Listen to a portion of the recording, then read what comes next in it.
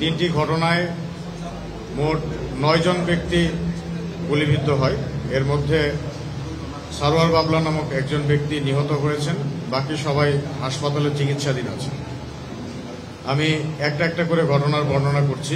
চট্টগ্রাম 8 আসনে বিএনপির মনোনয়নপ্রাপ্ত প্রার্থী জনাব এরশাদুল্লাহ কর্তৃক গণসংযোগের সময় তার উপরে দুর্বৃত্ত কর্তৃক হামলা করা হয়।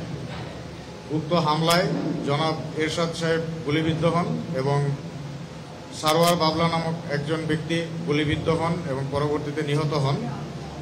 এছাড়াও একই ঘটনায় ইরফানুল হক শান্ত এবং মোহাম্মদ সানোয়ার নামক আরও 2 জন ব্যক্তি, মোট 4 জন গুলিবিদ্ধ হন।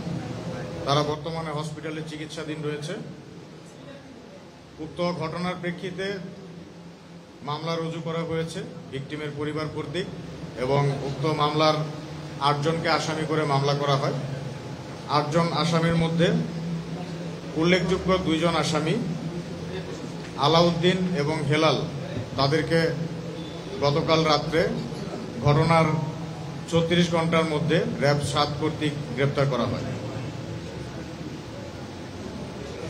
একই দিনে 5 নভেম্বর 2025 তারিখে রাত আনুমানিক 11টা থেকে 11:30টার দিকে রাউজানের বাগওয়ান ইউনিয়নের চৌধুরীপাড়া এলাকায়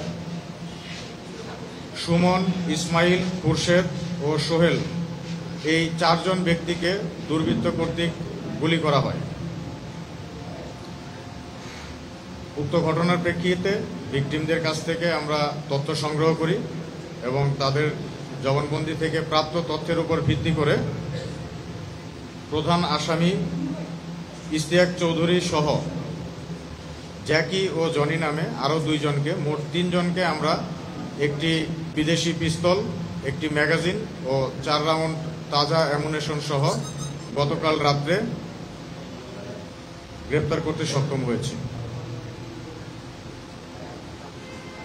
গত 6 নভেম্বর 2025 তারিখে বিকেলে চট্টগ্রাম মেট্রোপলিটনের চালিতাতলী এলাকায় ইদ্রিস নামক একজন অটোরিকশা চালককে দুর্বৃত্ত কর্তৃক গুলি করা হয়, তার পায়ে 2টি গুলি করা হয়।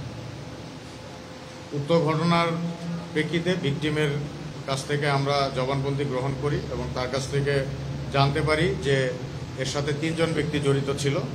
ওই 3 জন ব্যক্তির মধ্যে রাজ নামক একজন ব্যক্তিকে গতকাল রাত্রে ঘটনার 12 ঘন্টার মধ্যে র্যাব 7 কর্তৃক গ্রেপ্তার করা হয়েছে।